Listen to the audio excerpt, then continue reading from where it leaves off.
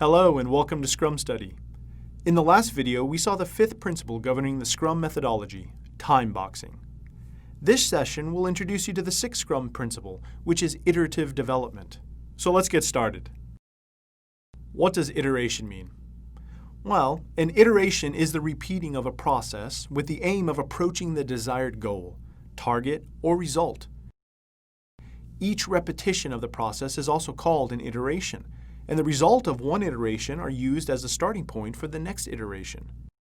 Going by this, the Scrum framework is driven by the goal of delivering maximum business value in a minimum time span.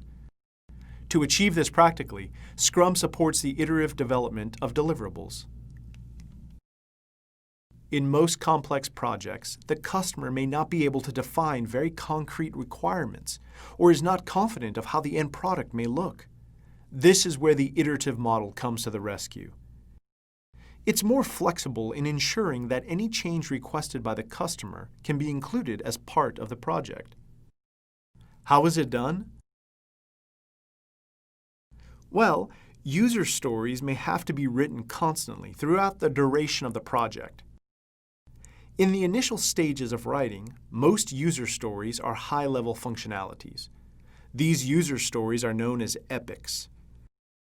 Epics are usually too large for teams to complete in a single sprint. Therefore, they're broken down into smaller user stories. Moving on, each complex aspect of the project is broken down through progressive elaboration during the Groom prioritized product backlog process. The create user stories and the estimate user stories and commit user stories processes are used to add new requirements to the prioritized product backlog. Next, the product owner pitches in. So let's look at what that role entails. The product owner's task is to ensure increased ROI by focusing on value and its continuous delivery with each sprint. The product owner should have a thorough understanding of the project's business justification and the value the project is supposed to deliver, as he or she drafts the prioritized product backlog and thereby decides what deliverables and values are delivered in each sprint.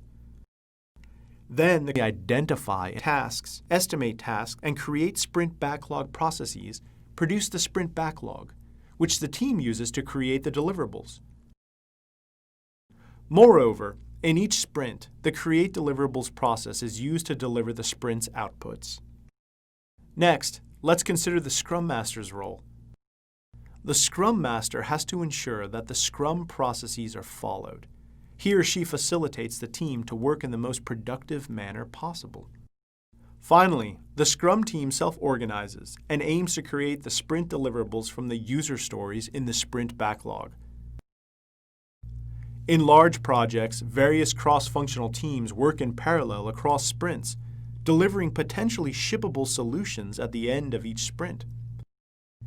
After the sprint is completed, the product owner accepts or rejects the deliverables based on the acceptance criteria in the demonstrate and validate sprint process. To clarify, here we have an illustration depicting how Scrum projects are completed in an iterative manner and how they deliver value throughout the life cycle of the project. So what's the benefit of applying this Scrum principle to the project? The benefit of iterative development is that it allows for course correction as all the people involved get better understanding of what needs to be delivered as part of the project and incorporates these learnings in an iterative manner.